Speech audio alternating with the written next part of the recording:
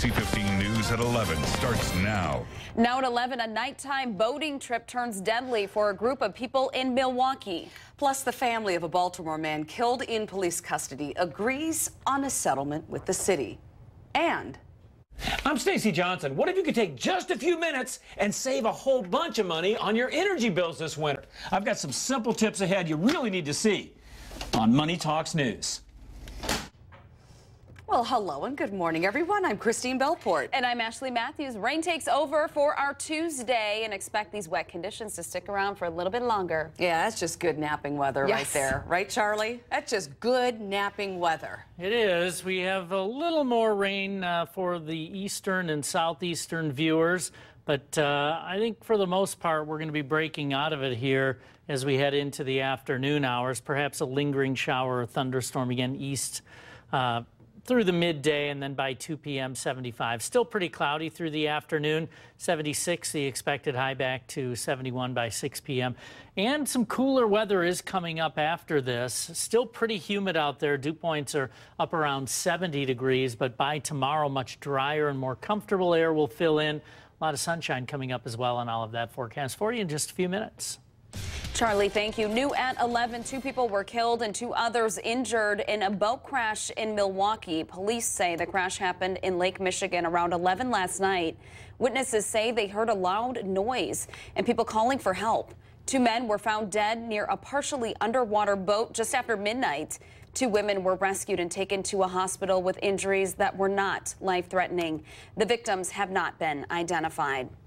A Bloomington man is dead after falling from a ladder on a farm. The Grant County Sheriff's Office says 57-year-old Robert Mathry fell off a 24-foot ladder while working at the farm on Pine Road in Mount Ida Township.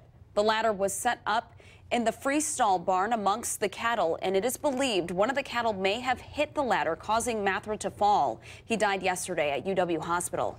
Students in the DeForest Area School District are back in class today following last week's threats. Now, there is extra security and classes were delayed by 2 hours. Schools were closed Friday after reports of threats involving weapons and explosives being brought to schools, but no particular school was mentioned. 2 juveniles from the district were taken into custody. Democratic presidential hopeful Hillary Clinton will be in Milwaukee Thursday. She will be speaking at a Women for Hillary grassroots meeting. The event will be held at the University of Wisconsin-Milwaukee at Sprates Plaza. It starts at 5:30. Doors open at 4. Clinton says if elected, she would protect funding for Planned Parenthood and support affordable birth control, along with paid leave and equal pay for women. A UW-Madison fundraising drive that began last fall with a $100 million pledge has generated about $250 million. The Morgridge family pledged last year to match up to $100 million in donations. More than 1,000 donors responded with $125 million. UW-Madison took a $53 million cut in the latest state budget, but Chancellor Rebecca Blank said most of the donation won't be used to fill that hole. She says the donors want the money to cover endowed positions. Around the nation, the city of Baltimore says it has reached a $6.4 million wrongful death settlement with the family of Freddie Gray. Gray died in April after he suffered a critical spine injury while he was in police custody. 6 Baltimore police officers face criminal charges stemming from Gray's death. Gray was critically injured in the back of a prisoner transport van after he was arrested. The death of the 25-year-old sparked protests, rioting, and unrest that shook Baltimore for days. Demonstrators are gathering today outside the Kentucky jail, where a county clerk is being held without bail for refusing to issue marriage licenses to same-sex couples.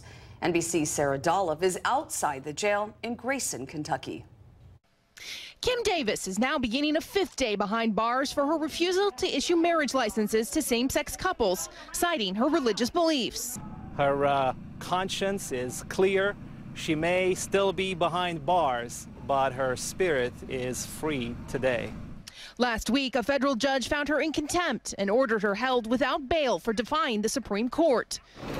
Over the holiday weekend, her supporters gathered to call for her release. We need to obey the law, but there needs to be an exception made for that woman. A larger rally is being held this afternoon to include Republican presidential candidate Mike Huckabee. Meanwhile, back at the Rowan County Courthouse, Davis's clerks began issuing marriage licenses on Friday, something Davis still opposes. The problem that she has with what happened on Friday is that those licenses continued to be issued under her authority and under her name. And that is a fundamental violation of Kim Davis's conscience. A test of wills among opposing sides, both committed to their cause. In Grayson, Kentucky, Sarah Dolph, NBC News. The Minnesota dentist whose killing of the beloved lion sparked global outrage is back at work. Dr. Walter Palmer didn't say anything as he walked into his dental practice in Bloomington, surrounded by photographers. A handful of demonstrators, as you can see there on the video, shouted at him, and some posted notes on the front door of the building. Palmer is a big game hunter who killed the collared lion known as Cecil in Zimbabwe. He had been out of the public eye since news of the killing broke.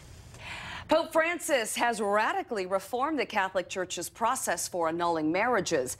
Catholics must get this church annulment if they want to remarry in the church, but the process has long been criticized for being complicated and too expensive. In his new law announced this morning, the Pope said the reform is aimed at speeding up and simplifying the process so that the faithful can find justice. And your money, when it comes to bang for your buck home improvement projects, there are a few that top making your home more energy efficient. If you have a few dollars in a couple of hours, money expert Stacey Johnson has some ideas. Home improvement doesn't come cheap, but there are things you can do this weekend that won't cost much and might just pay for themselves. I'm talking about making your home more energy efficient. We went to Home Depot to find 5 do-it-yourself projects that offer the biggest bang for the buck. Idea number 1? Cheapest thing is caulking. Costs less than $5 a tube. It'll seal your house off. You'll save tons on energy bill. To do this project, you simply go around and seal air leaks. Use a candle. When it flickers, you got a leak. Idea number 2, insulation. Average size house costs you about $500 to install it. Takes you about 2 or 3 hours. Now, if that's too rich for your blood, idea number 3 is super cheap and super important. Your air filters. It costs $3, takes 3 minutes to change, and you can change them every 3 months. Idea number 4, a programmable thermostat. They're easy to install, inexpensive, and they're going to save you really a ton on your energy bill. And last but not least, a coat for your water heater. If you touch your heater and you're losing energy, your heater's hot, you can wrap your heater for less than $25, half hour, and you're satisfied. Bottom line, in the time it takes for me to do this stand-up, I can spend a couple of dollars and save myself some money on energy costs this year. Don't you want to do the same thing? Of course you do. And I've got more tips for you waiting right here at MoneyTalksNews.com. Just do a search for energy savings. For Money Talks News, I'm Stacey Johnson. And for a link to Stacey's site, just head to NBC15.com, scroll over news, and click on the Money Talks link.